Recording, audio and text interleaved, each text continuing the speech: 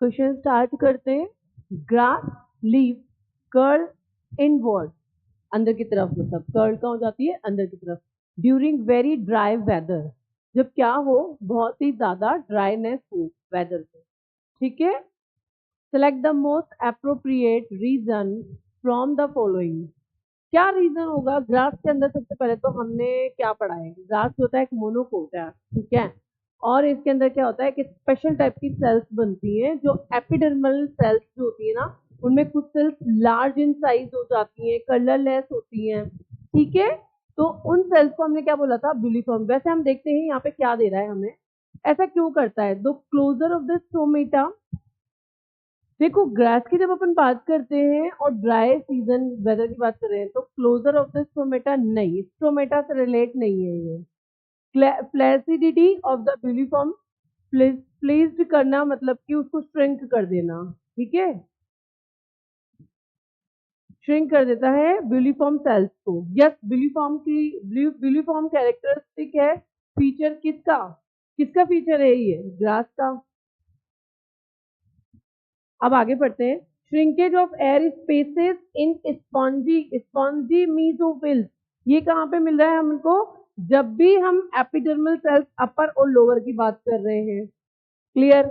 अब इसमें देखिए, हम मोनोकोट की बात कर रहे हैं। मोनोकोट जो होती हैं, उनकी लीव्स जो होती है, उनका कैरेक्टर क्या होता है, आइसोबाइलेटरल। इसका मतलब कहता है सेम, है ना।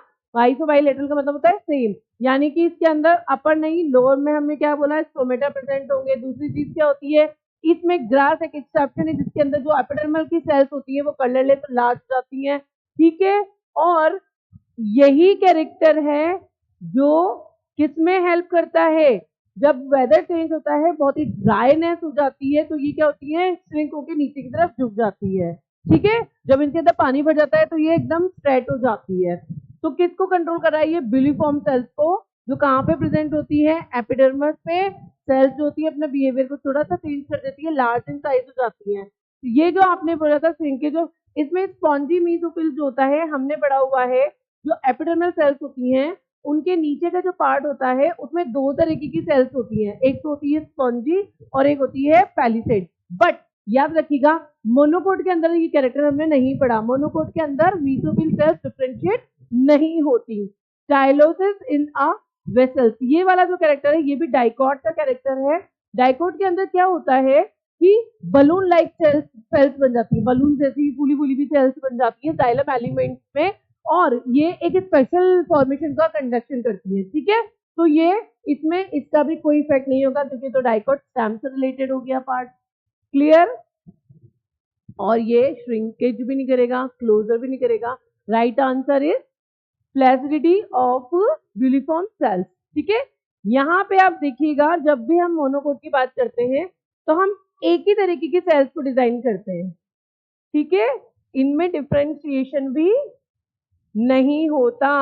स्पॉन्जी और इस तरीके की पैलिसेड सेल्स भी नहीं बनती। और फिर सेंटर पार्ट क्या बना देता है, ये सेंटर पार्ट बनाता है बंडल शीथ, और इसके अंदर क्या प्रेजेंट होते हैं, वैस्क्यूलर बंडल। ये चीज ध्यान रखिएगा। तो अगर आपको ये चीजें याद हैं तो फिर आप आराम से अपने आंसर को कनेक्ट कर सकते हैं, ठीक है।